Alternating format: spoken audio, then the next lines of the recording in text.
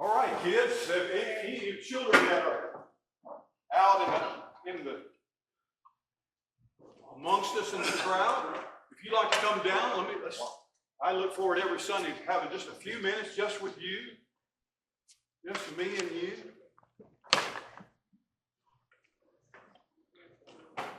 Come on down.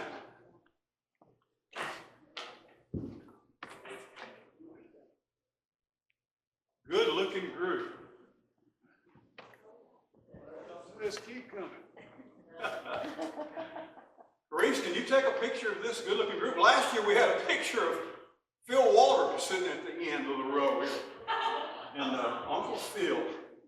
I got a kick out of that. Good looking group. Well, it's like 1, 2, 3, 4, 5, 6, 7, 8, 9, 10, almost a dozen. She's trying to come. I will go ahead. Homecoming, and I hope that there are a number of places. I hope that you have a home to go to. We talk of one of the greatest sadnesses in our world today is people who don't have a home, homeless people, and that's a strange circumstance, and every person's situation is different. But I hope that you have a number of homes. I hope when you, maybe you go home with your aunt and uncle, or you go home with your Mimi and Pops, or you go home with your grandma and grandpa.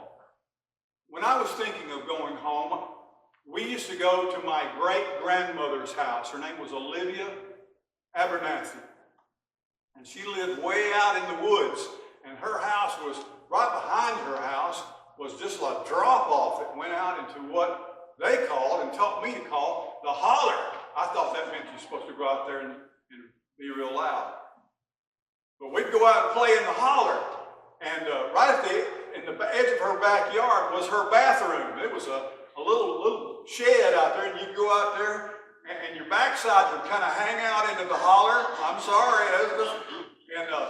And that's where you went to the bathroom. And if you go and wash your hands, you went to the back porch, and they brought up some water into a porcelain pan, and you wash your hands and face. And they had a tin dipper there that you could get water in that dipper, and that was the coldest, sweetest, cleanest water that I ever remember drinking. I wish I had a drink of it right now. But I think of going to see, and everybody called her Mama. Now, Mama and my Aunt Soup lived with her. That was her mama. That was my grandmother's mother. And if you went out to spend the night with them on Saturday night, and when you went out to spend the night with Mama, when it got dark out there, it was dark. You couldn't see anything. When they turned off all the lights, they didn't have to tell you, now don't be getting up out of bed running around, because I said, oh no, because I'll run into that stove over there that was, I could see that stove, it was red hot because it was full of coal. You go to Mama Abernathy, and if you went spend Saturday night with her, you better plan on getting up early and having breakfast, because they would leave you there and go to church. They went to Sunday school and worship. And, I guess there's some people say, well, I'm sorry I wasn't at church. We had company come by. Well, Mama never had company that kept her from going to church. And if you went there on Sunday afternoon to visit with her, Sunday night they was going to church too. Very godly people. We always said the blessing before we began stuffing food into our mouth. And there was one thing that I remembered more than anything else, and I always think of that and think of her home and going to be home with her. When I think of this song, I'm going to try to sing it to you here in just a little bit, but my most wonderful memory, there was wonderful food and going and playing. We just go out into the holler with my cousins, and we wouldn't show up till dark. They didn't know. We were swinging from vines and climbing trees and looking for crawdads in the creek. Oh my. But my favorite memory, that if you went into her bedroom over here to the side, she had a huge 4-poster bed that probably weighed 800 pounds.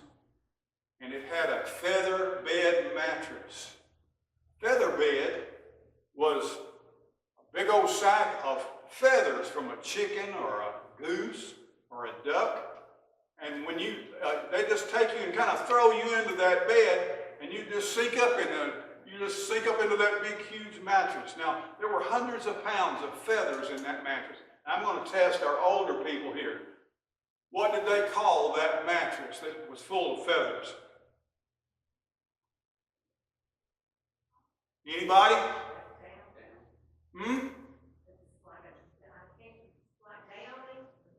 It was a tick. The tick was the mattress. Tick was the fabric. Yeah, it was really it wasn't the feathers, but the tick was the encasing. It was the hole. It held all the feathers in. Now let me sing this to you because I like this. And as I said, it makes me think of Mama and Sue. When I was just a little bitty boy, just up off the floor, we used to go down to Grandma's house every month end or so.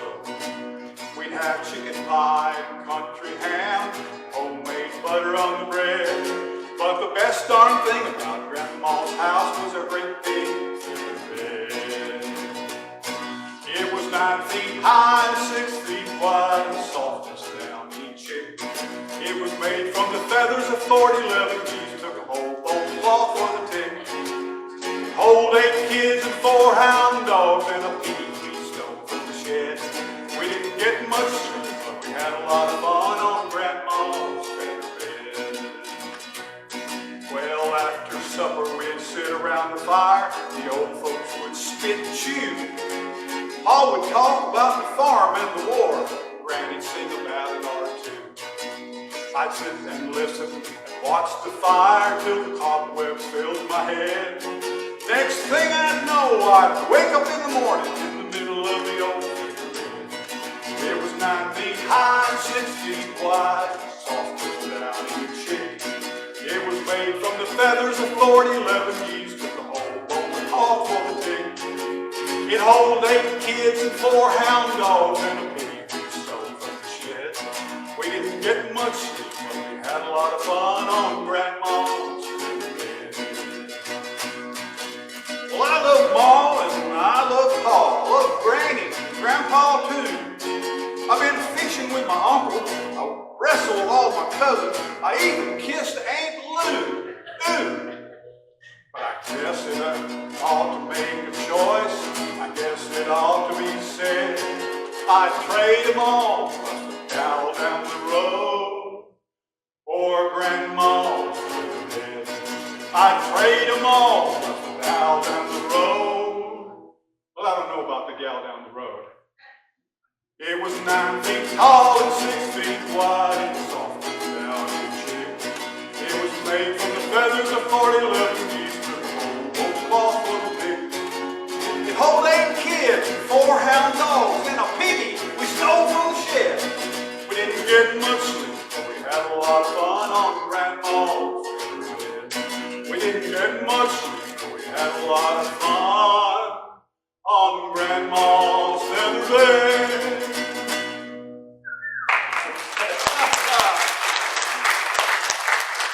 Y'all be sure to tell me if you've ever slept on a feather bed, all right? Y'all can go back and sit with your folks again. Children's churches later on in a little while. We're going to eat the best supper you ever had. If our ushers would come forward at this time, let's receive our morning offering. There are a number of ways to make a contribution, and your contributions go to the work of God here, the Lord's work here at Walnut Grove Baptist Church, maintaining the cemetery, paying postage for our Christmas boxes, and so many things that our church does and ministries that we have. You can contribute through the offering box that's back there at the back of the sanctuary. You can place an offering in the offering plate as it passes you on any given Sunday.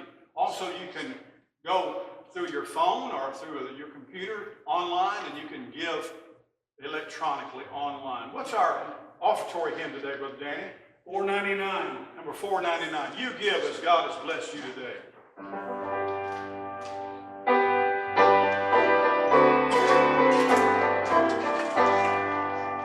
I heard an old story, how a Savior came from glory, how he on